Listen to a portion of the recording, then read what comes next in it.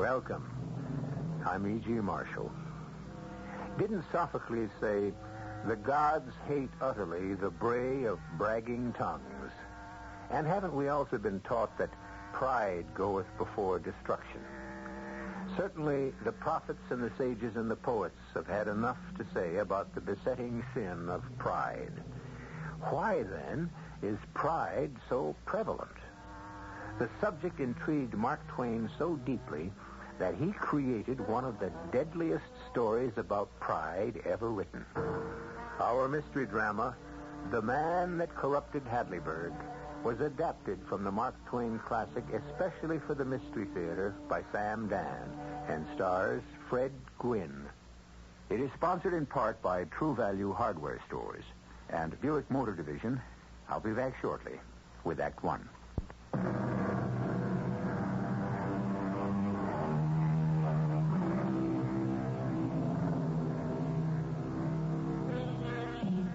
According to Mark Twain, you could cheat just about anybody. Back along the turn of the century, there was a town called Hadleyburg, which advertised itself as the most honest and upright place in the world. Incorruptible Hadleyburg, envied by its neighbors. And yet, one day, untainted, irreproachable Hadleyburg fell from grace. How did it happen? May I introduce you to Jack Halliday?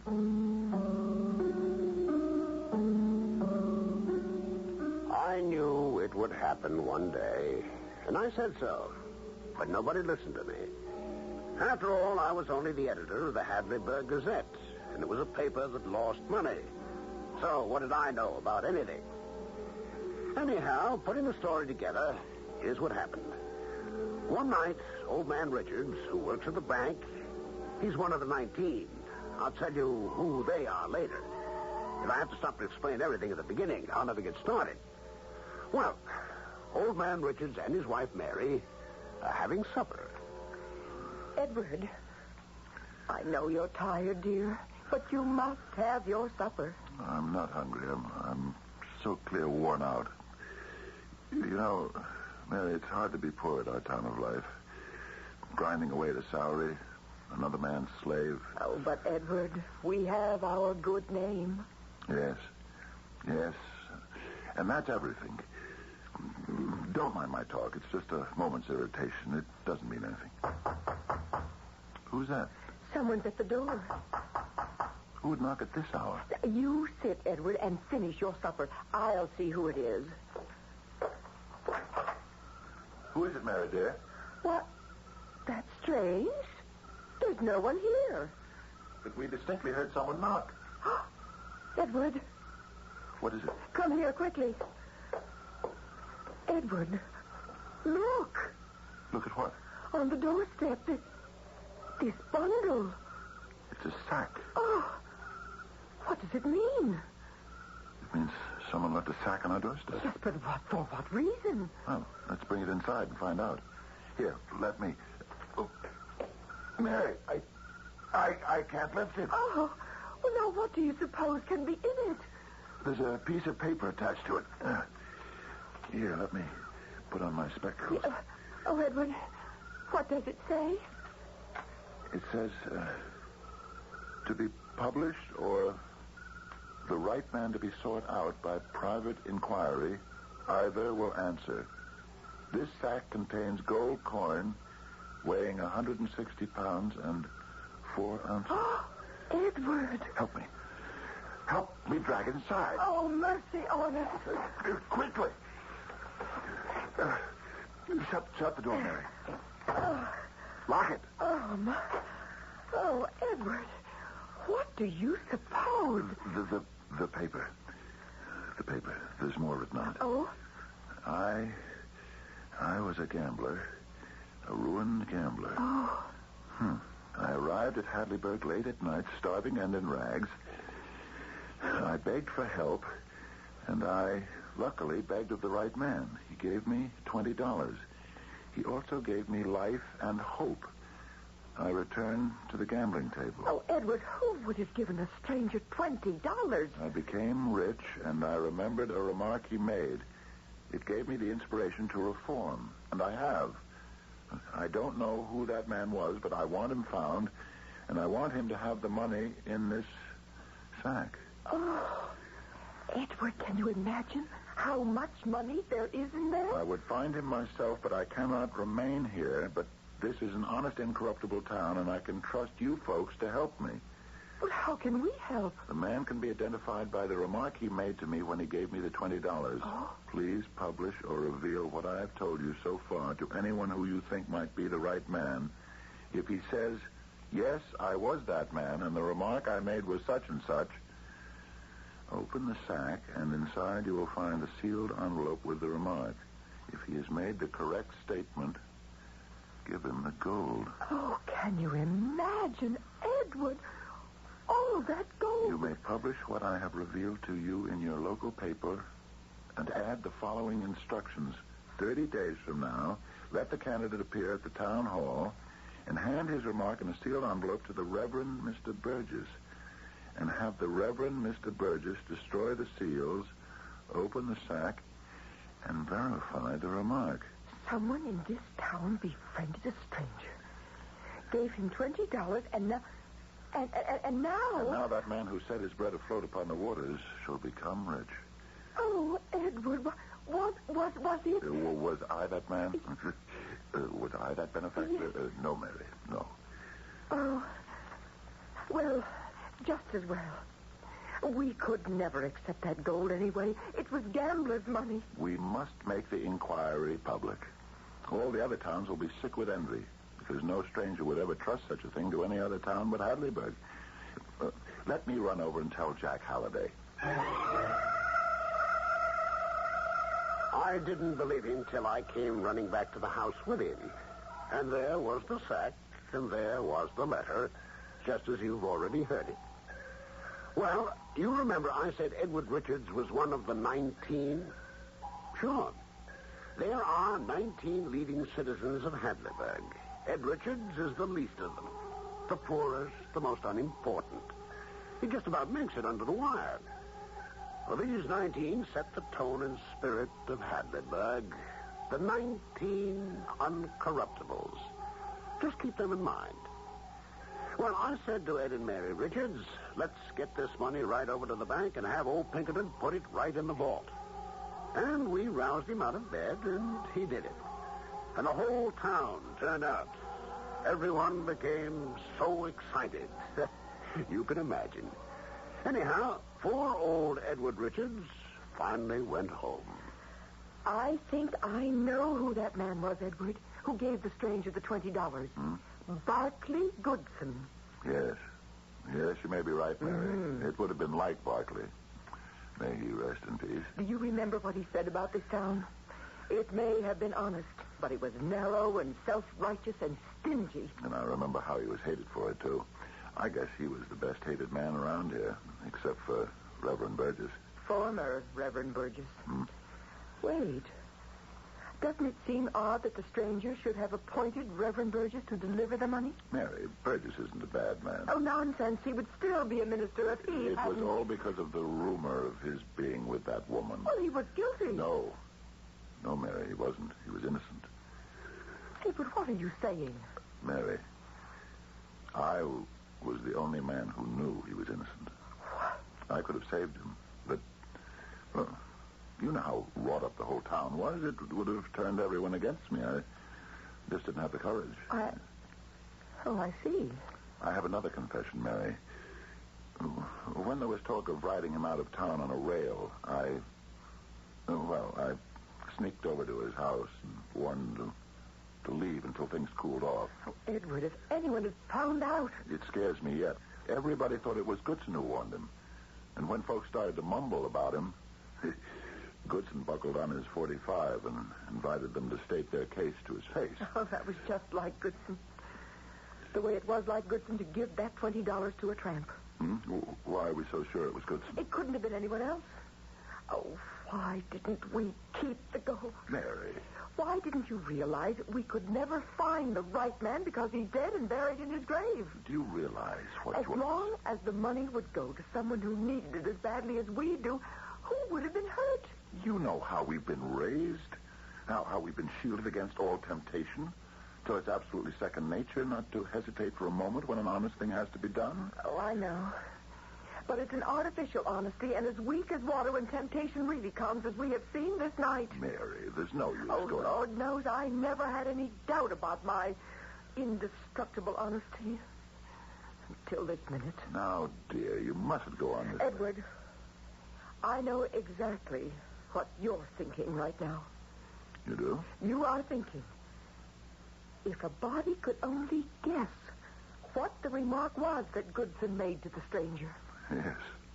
Then I feel ashamed about it. Well, that's what I'm thinking myself. If only we could guess. Maybe we don't have to guess. What? We're all creatures of habit, Edward. Yes, I suppose that's... You can almost predict what a person would say in a given situation. Now, take Mr. Pinkerton, the banker. Suppose a beggar were to ask him for charity. What would he say? Why isn't an able-bodied man like you gainfully employed? Exactly. Now, think of Goodson. What were some of the things Goodson used to say? But, Mary... Think. Now, think. What were Goodson's best-known remarks about charity, for instance? Mary, even if I could remember, that's no guarantee that Goodson would have made the exact same statement on this particular night. Would it do any good? Yes. Because then you would write it down on a piece of paper, seal it in an envelope, and hand it over to the Reverend Mr. Burgess.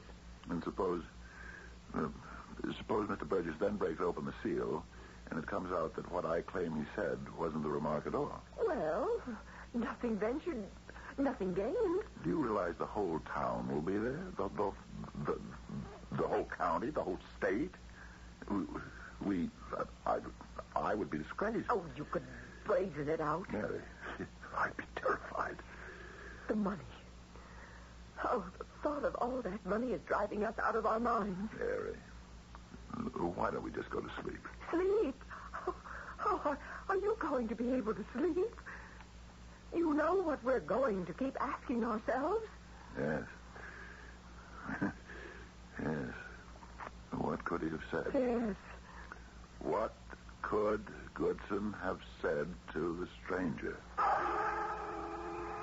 What could he have said? I was also sure it was Goodson. Goodson had to be the benefactor.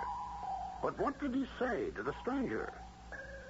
Well, if you think that only Edward and Mary Richards were plagued with a question, let me tell you they had plenty of company. No one was getting any sleep in any of the houses of the incorruptible 19. For instance, Lawyer Wilson. What could he have said? Hay, feed, and grain merchant Bilson. What could he have said? Go down the list. Robert Titmarsh, Eliphalet Weeks, Archibald Wilcox, Ingoldsby Sargent. What could he have said? What did he say? What could he have said? It was the only topic of conversation. The 19 incorruptibles, starting with Banker Pinkerton on top and ending with poor Edward Richards on bottom, walked about with whites and drawn faces, as if each of them was feverishly figuring out a way to get at that money. A head of steam was building higher and higher and fiercer. Sooner or later, it would have to bust.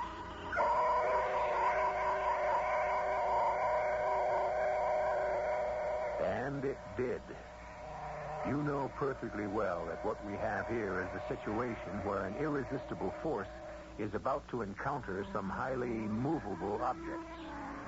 Incorruptible Hadleyburg is in for a workout.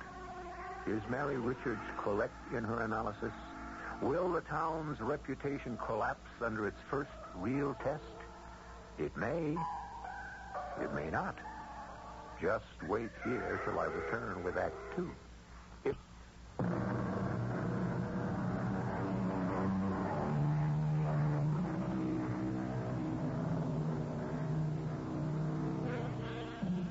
Why do you climb a mountain? Because it's there, is the usual answer. And in this case, the simplicity of the reply contains a universal truth. Nature abhors a vacuum. The very fact that something exists can motivate someone to do something about it. Here you have Mark Twain's town of Hadleyburg. It has a reputation for honesty. This fact by itself is enough to inspire someone to try to destroy the reputation. Jack Halliday continues our story.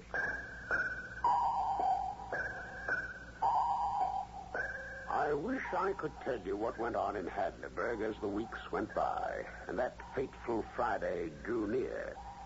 Everybody from Hadleyburg was walking around with a long face.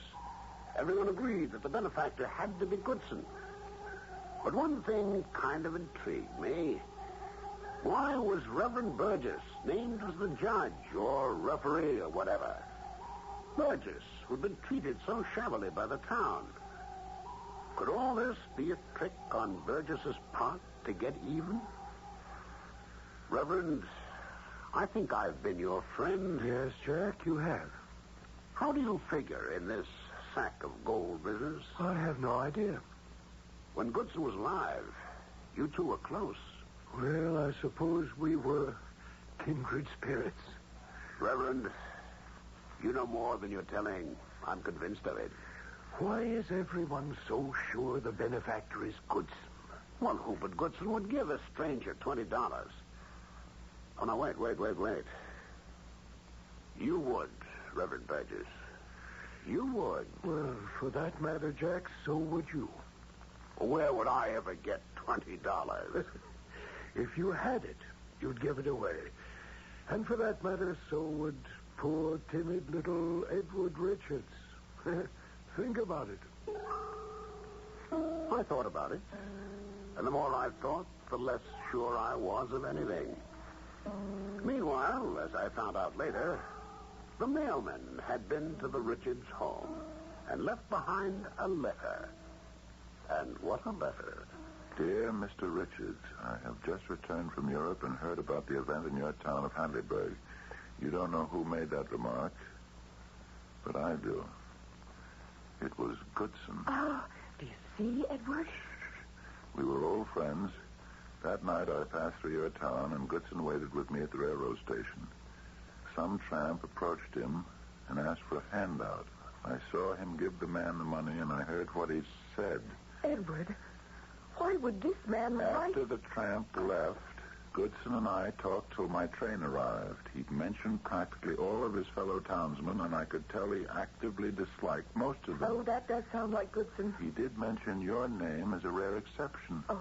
He said you had done him a good turn once, and that possibly you may not have realized the full value of it. What was that, Edward? He said he wished he had a fortune so that he could leave it to you.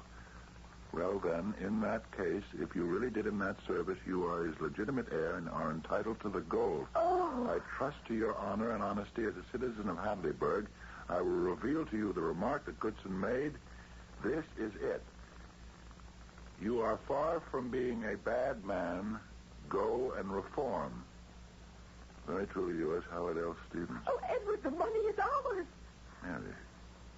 Mary, do you realize I'll have to tell a lie? What lie? I'll have to claim that I was the one that gave the $20 to the stranger. Oh, that's a technicality. Edward, you read what this Mr. Stevenson said.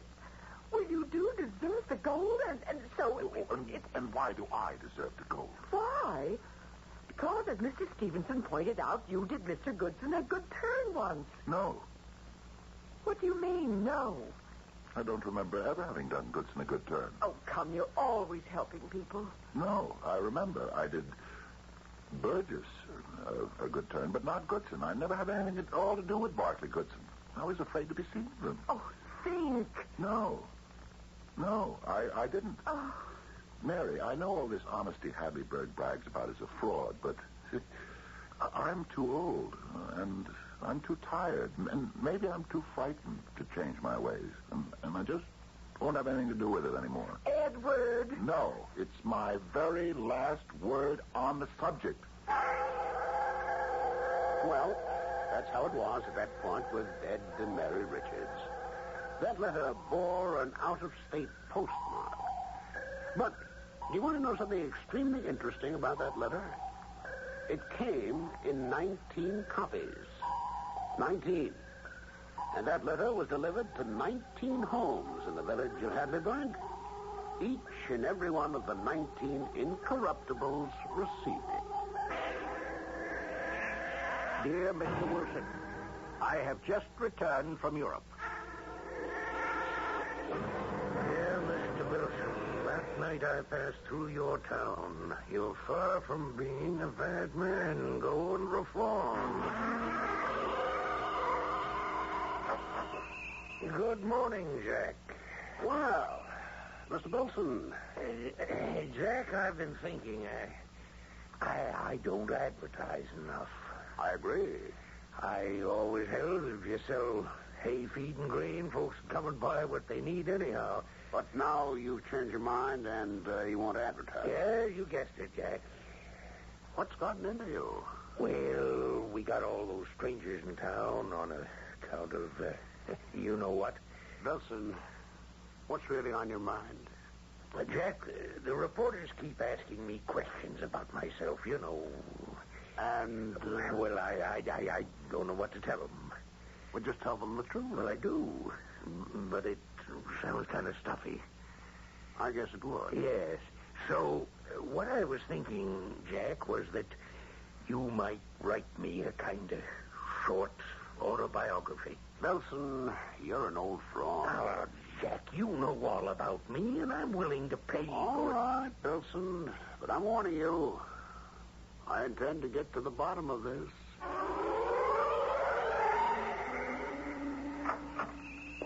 Jack. It isn't old Lawyer Wilson himself. Your old rival Wilson was just here. Really? Now, what can I do for you? Well, Do you want me to write your autobiography? No, not at the moment, Jack. I want to arrange for some advertising.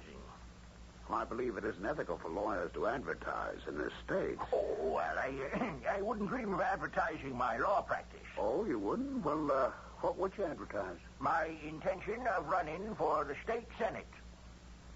Say that again. I said I intend to run for the state senate. Oh, come on, Wilson. Who'd vote for you? I have every prospect of victory. You're the most unpopular man in town. I don't know about that. I think people will be eager to vote for me. Oh, do you? Well, why on earth should anyone even dream of voting for you? Now, how much does a full page cost? I've never seen such a change in the atmosphere. Everybody walked around with a smile. Everybody seemed to have a new lease on life. That is, everybody among the 19 Hadleyburg incorruptibles. Why, even Mrs. Inglesby Sargent, who came in to give me the full information on a church supper, seemed to be bursting. And don't forget to write, Jack, that everyone is to bring a covered dish. I never forget. Jack, I'm thinking of ordering some special cards. Oh, yes? You know the Sheridan Mansion? Well, I think I finally convinced Inglesby to buy it. Well, that would take a lot of money. Oh, that's not going to be a problem very much longer. Oh, it isn't? Why not? Oh, that would be telling. Jack, a simple, tasteful engraved card to read Mr. and Mrs. Inglesby Sargent at home at number 1 Sheridan Place.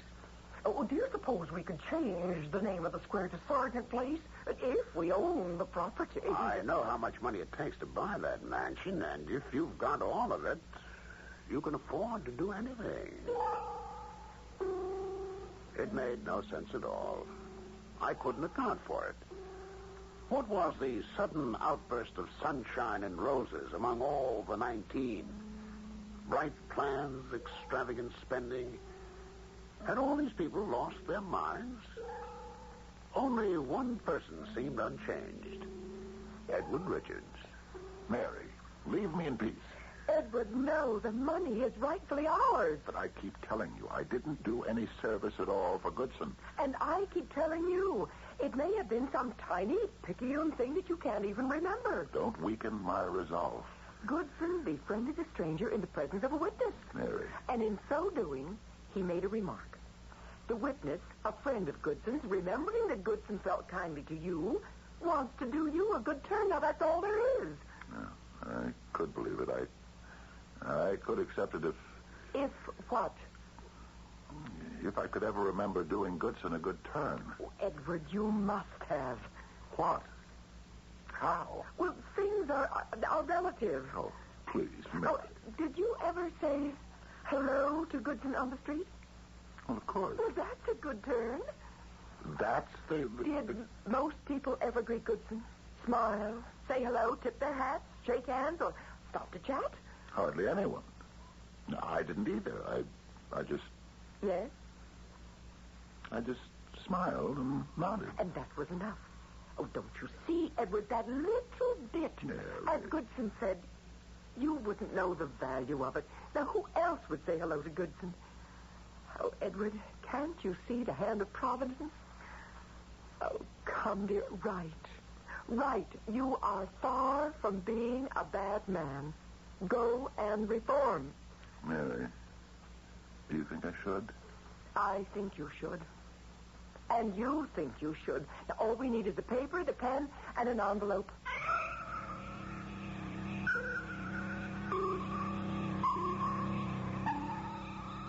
Yes, indeed, that's all you need. People do become a bit erratic, not to mention unhinged, at the prospect of a fortune in gold, or anything else, for that matter. Well, here goes incorruptible Hadleyburg. Can we salvage anything? The cleanup begins when I bring you Act 3 in just a few moments.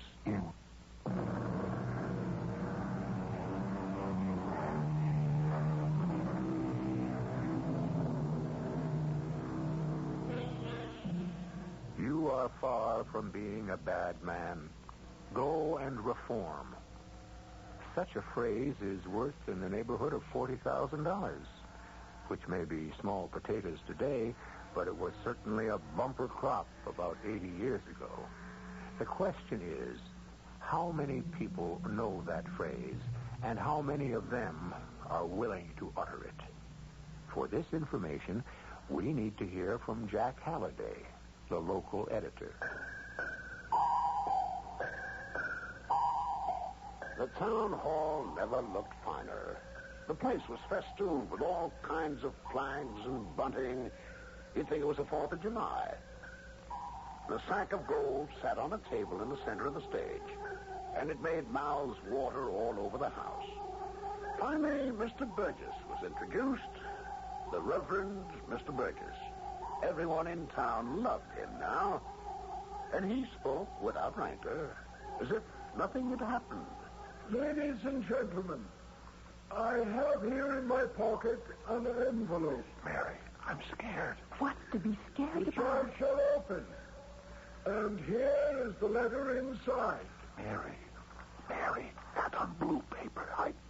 We didn't use blue paper. And it reads as follows. The remark which I made to the poor distressed stranger was, you are very far from being a very bad man. Go and reform. Signed, Jeremiah Bilson. What?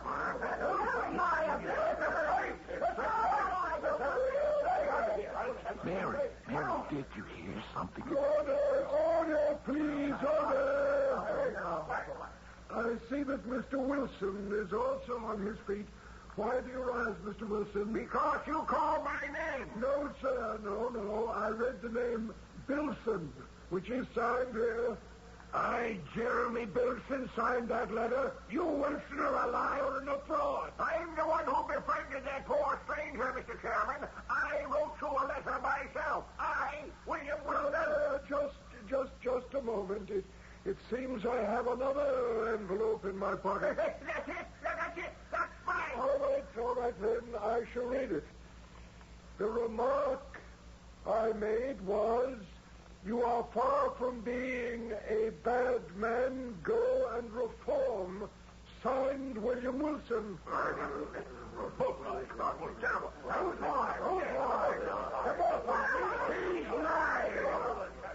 Mr. Burgess. Order, please. Mr. Burgess. The chair recognizes Jack Halliday. A both of them couldn't have made the same remark.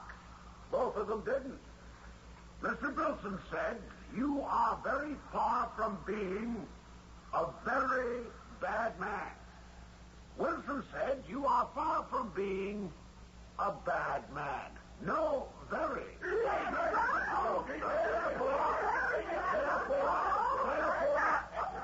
Therefore, you should open the sack, sir, and read what the test remark is. Very well, with your permission, ladies and gentlemen, I hereby break the seals and open the sack. Mary, what have we done? Do you suppose he has our letter in his pocket? I find here 2 envelopes. One is marked the test remark. On the other it says, not to be opened until all written communications addressed to the chair have been read. Let's hear the test remark, Mr. Burgess. This is what the benefactor claims he said. You are far from being a bad man. Go and reform. That's exactly what I said. And Wilson is a liar and a fraud, and I'll tell you about it. Mr. Wilson, you're out of order. No, I insist. I am the man who befriended the stranger. I know what I said. I was in my office writing this note to you, Mr. Burgess, when Wilson came in on business, and he may have seen the note on my desk, and therefore... That's an infamous lie. Yes, and he couldn't even cover it correctly. Order, gentlemen, order. Neither of you has quoted the remark correctly. Order,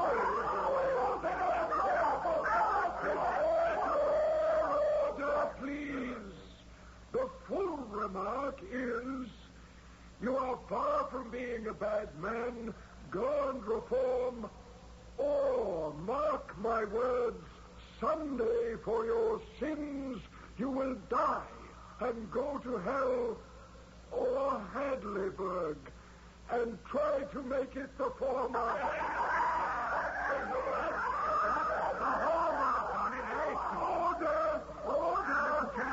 Mr. Chairman, 2 out of 19 incorruptibles have succumbed to temptation, I think. Our fair town of Hadleyburg now has a new image. I won't sue any man who impugns my honesty.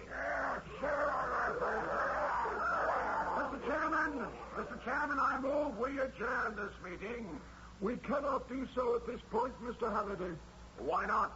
Because we have other claimants for the prize. I have received a number of letters. Perhaps one of them can repeat the true remark. Oh, Mary, we're doomed. We'll be disgraced. Letter number 3. You are far from being a bad man. Signed, Inglesby Sergeant. You are far from being a very bad man. What's incredible is that? Nicholas Whitworth. You are very far from being a very bad man.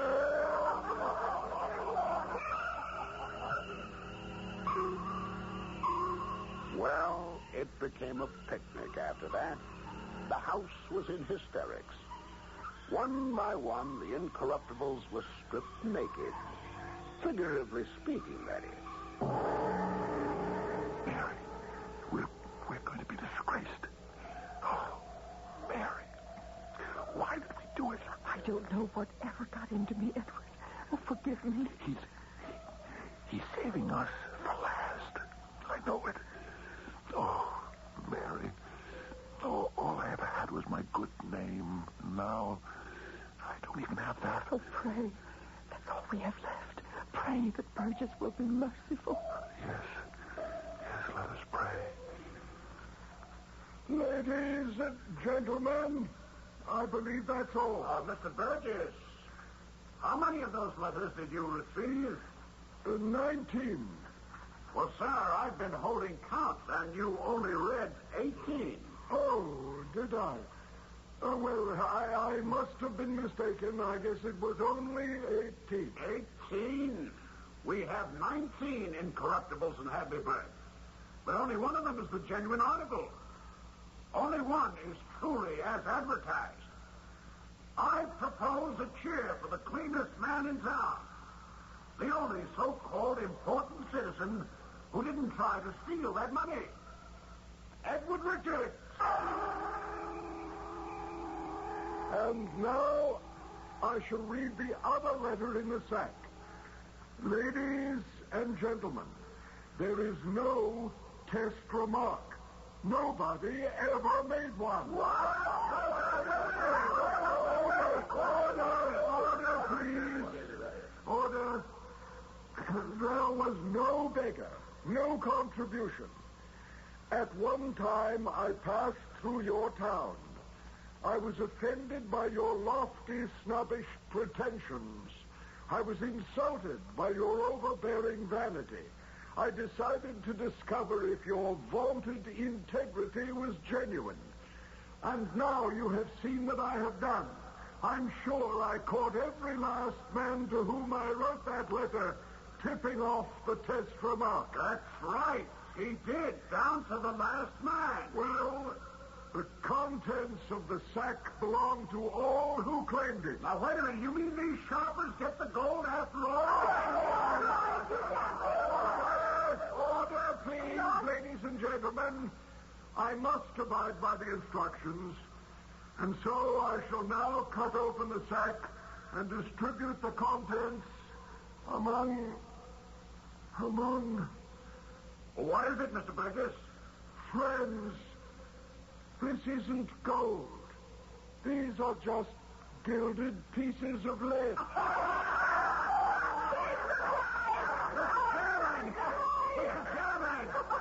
Yes, correct, Mr. Chairman.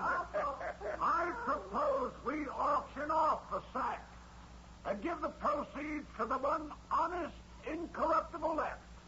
Ed Richards. Come on. May I speak? My name is Stevenson. Mary, it's that Mr. Stevenson. Stevenson? Oh, do any of you gentlemen know me? I am a collector in rare coins and curiosities. And I think I might buy this collection. And on it, engrave the names of the 18 incorruptibles. Sir, I'm returning. I warn you, I will sue you to within an inch of your life. I beg you, sir, not to threaten me. I know my rights. You and anyone else can prevent me from gaining possession by outbidding me. $1,000. Oh! 3. Keep it up, gentlemen. Keep it up. Remember, the proceeds go to Ed and Mary Richards. Honest, most honest. Do I hear it? Do I hear it? 10,000. 10,000. 10,000. I must confess. I don't know what to tell you. I won't be tempted again. I won't. Listen, you're spending it so much money. We could be comfortable for the rest of our lives. Mary, I should confess, but I can't. Burgess, why did he save me? Maybe I lost the letter. 25. I'm going to confess. $1,000. 37, I hear. Hey, will the auctioneer grant a slight intermission? I must consult with... We will have a 10-minute intermission. During which time the 18 incorruptibles got together to pool their resources, and finally they bought the sack for $50,000.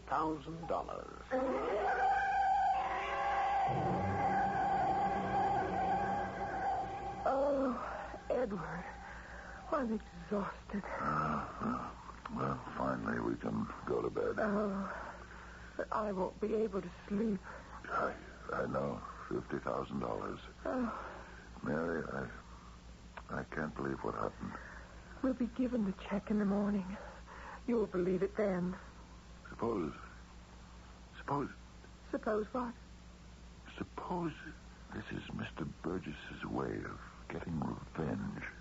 He was accused of adultery, but I knew it was a lie. I could have saved his reputation. I didn't. Edward. No, Mary. Now he's waiting. Don't you see? He's toying with me. Let the town praise me, and then he'll produce that letter and destroy me. Edward, you don't know that. No, I'm going to confess. Everything. Where are you going? Out. I'm going to tell everyone I see that I tried to steal the money, too. Edward! We thought he was mad. He went through the streets bareheaded, without a coat, stopping people, knocking at doors. We thought the ordeal had been too much for him. But no, he convinced us. And then Hadleyburg really fell. Our last incorruptible was gone. Literally. Because that night he caught the fever that killed him. And I was with him at his last hour. The Reverend Burgess came to visit. Edward, I would never have betrayed you. You would. You would have. I destroyed the letter you sent. I wanted to save you. You, after all, saved my life once by warning me. No. You were angry with me because I could have cleared your name. But you see, I was afraid, and you hated me for it. You were waiting for revenge. Poor Edward. You couldn't have cleared me. You had no real evidence to offer. You see, I was to blame. I was guilty. Like everyone else, I'm only human. Like everyone else, I, too, could be tempted. Hadleyburg is a well-corrupted village.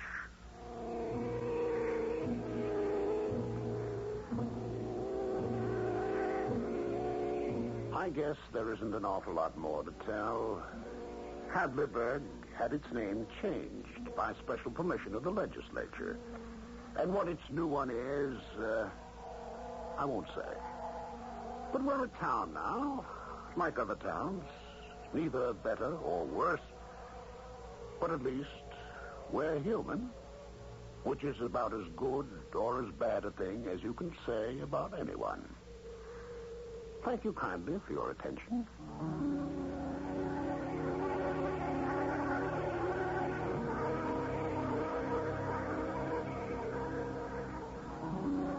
And thank you, Jack Halliday. This has been a visit into the Mark Twain country of Hadleyburg.